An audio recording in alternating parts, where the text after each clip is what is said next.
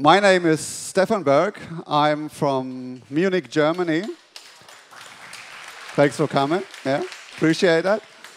And I have to show you, or I have the pleasure to show you a exciting project we were working on with Havana Club for the last 1.5 years to bring you 4 new tools for your bar. A little bit of background of my person. In 2006, I founded a company called The Bitter Truth, and we were now known for making handcrafted bitters and liqueurs and that kind of stuff. So Havana Club reached out to us in an attempt to see how we could work on something that would enrich the bar community, not necessarily in the field of bitters. So what I will present to you today is no bitters, but it has the same use. It doesn't add bitterness to your drinks, but lots of flavor.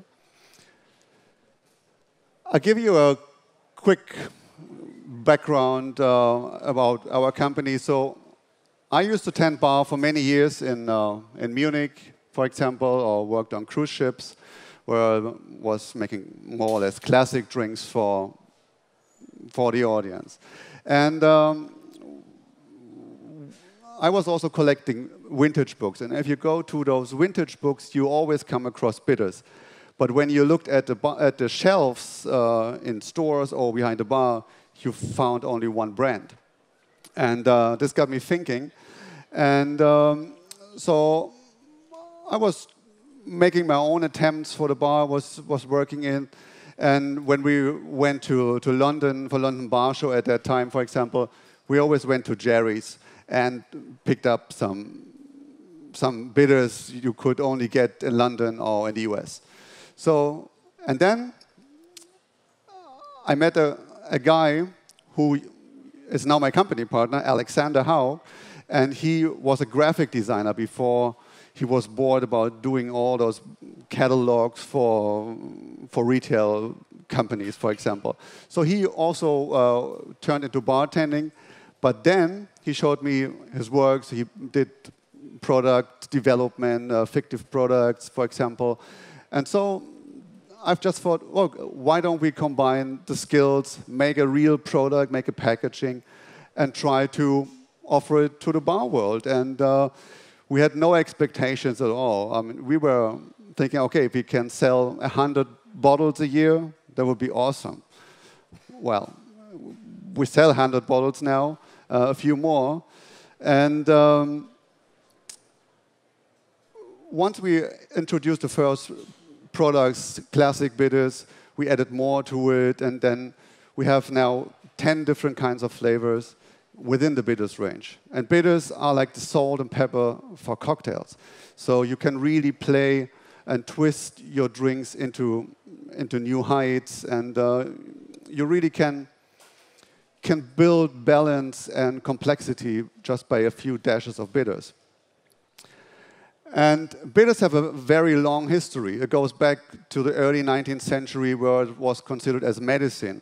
And people at that time, they couldn't rely on doctors and health care, for example. So they made their own tinctures. And then the local pharmacy, they were selling those to the small communities, especially in the US. And so it developed that bitters were also part in early saloons and early bars. And then eventually they were built into the very classic drinks like Manhattans or old-fashioned and that kind of drinks we all value today. Because bitters at that time, they were also offering an excuse for drinking. Drinking was not accepted widely, not by female groups, for example, or by the church.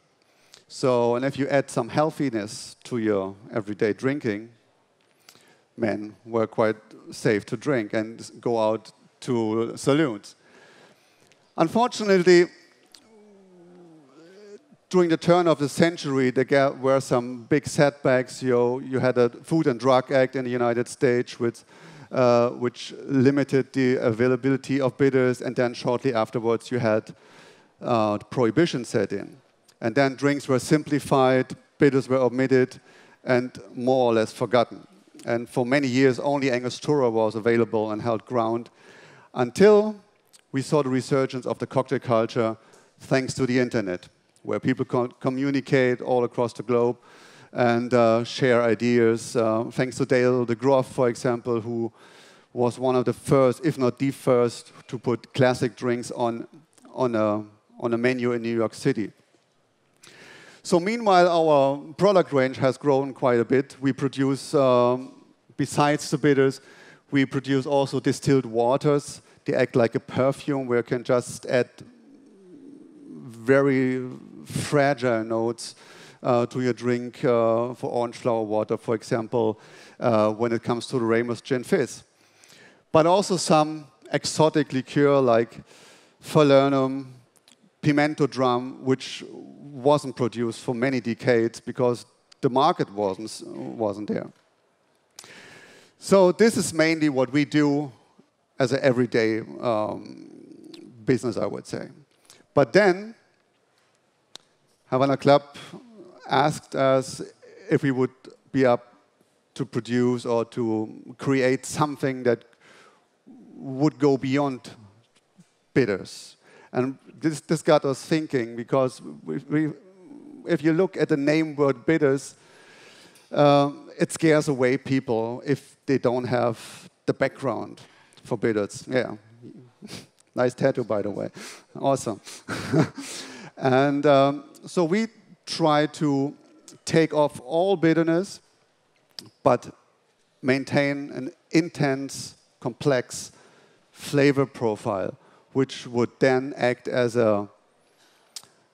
some kind of a perfume, intense perfume you could add to your mixed drinks, but specifically to Havana Club 7. Because the whole concept was developed around Havana Club 7. Havana Club 7 has already a great range of flavors you can find within the rum. So it goes from coffee to tobacco notes. You find some leather, some dried fruit notes. So it's a very balanced and very versatile rum. And so we simply thought, why are we not setting sail to highlight those flavors you can already find within Havana Club?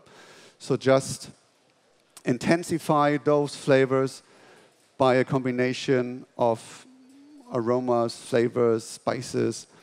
And we came up with a very simple serve where you could just have a shot of Havana Club 7 and you tweak it the way you want to have it. So this gives basically numerous options for new combinations without diluting the rum. So you maintain the blend of Havana Club 7 and you just add something to it and tweak it in a certain direction. So we developed 4 flavors, which starts with the aromatic leaf, which is an imitation on tobacco.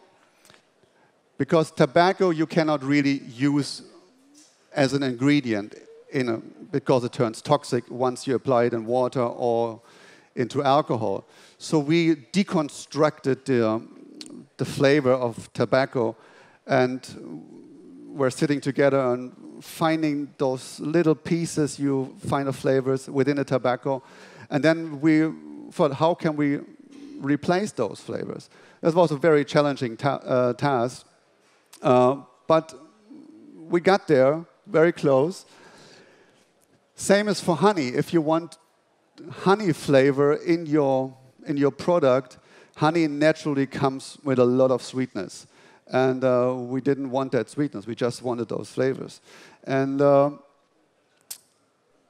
third one is coffee. Coffee is very rich, very intense. Everybody loves coffee. And we made a nice mixture of espresso and warm mocha notes, a little bit of caramel. Very tasty. and something tropical, because Havana Club 7, Cuba, it's a tropics, it's sunny, it's nice, you have tropical fruit, you have the beach. And to add tropical notes just by a dash or two to your rum wasn't possible, because usually if you apply tropical notes to a drink, it would happen through liqueur, which is already sweetened, it's not that intense. But here it's very concentrated. And again, we didn't want to change the character of Havana Club 7 at all. We wanted to maintain the character, and we just wanted to give more options to enjoy Havana Club 7. The production process is actually divided into two parts. We have an ingredient batch of spices, herbs, roots, barks. We macerate them in a mix of Havana Club 7 and high-proof alcohol. We have the key extractions and natural flavors from those individual products. They all go together into Havana Club 7, and then they're allowed to sit for several weeks where they can blend and can harmonize. After that, we add sugar. We add sugar cane, natural base for Havana Club, for all rums.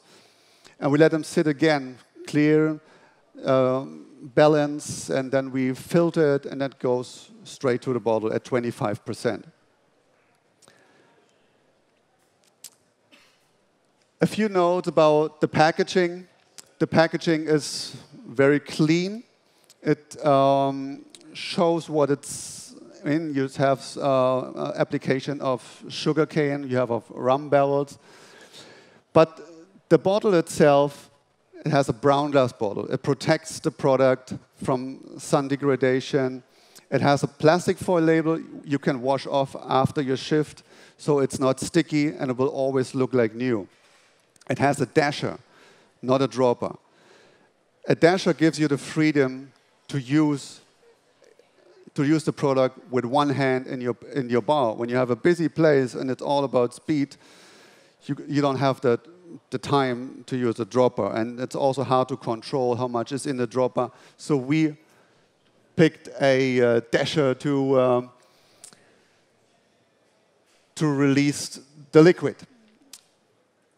The most important thing is it's all natural. There's no chemicals, no stabilizers, no whatever used in this product. So natural ingredients give a natural taste to the final product. So let's go a bit deeper about the individual flavors. So you have the aromatic leaf supplying those fermented notes of green leaves, no tobacco. You have leather notes, you have those, if you think of pipe tobacco, freshly cutted pipe tobacco, it has this really fruity note to it. And this together with a slight smokiness. And if you have smoked a cigar before, you will remember that once you finish the cigar, it leaves you a certain dryness on your tongue. And this product also adds this kind of dryness to your drink. And it blends wonderfully well with Havana Club 7 because it's not overtaking the rum. It's just adding something that is already there, but you just boost it up. The honey, notes of vanilla, rich caramel. Think of honey cake. If you have a warm honey cake, it's a very pleasant taste on your tongue. And honey is just one of the wonders in the world when it comes to taste. It's all coming from nature, and now you can easily implement into a drink without having your spoon into the sticky liquid, and then it doesn't dissolve in your cocktail. So you can play very easily with those notes. Coffee, very rich, very seductive, espresso notes, big caramel notes, and naturally goes very well together with rum in general, but with Havana Club 7, just lovely. So if you have the chance later on to come over to the Pernod Ricard stand, you can have a taste of all those flavors. You can try them with ice, with rum, just with a mixed drink. There's plenty of rum available over there. And you're very welcome. For the island fruit, tropic, vacation, the warmth, the sea, Cuba, this really captured it all in the liquid that is formed by Havana Club 7. Again, you have those notes already in there, but you really boost them up, and you will see that the flavors really add to the blend. They really don't stand over it, but they just add something complex, nicely.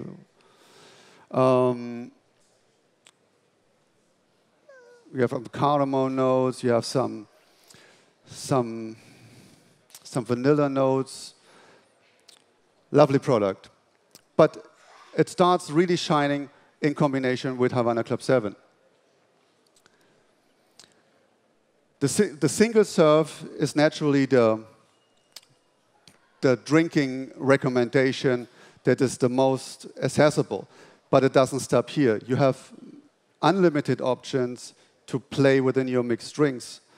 If you just think about a daiquiri, for example, add a bit of the aromatic leaf, for example, or some tropical notes, it will give you a new drink. And you can even play with the notes and mix the notes together. Think about coffee and aromatic leaf, or think about honey and tropic. So endless possibilities.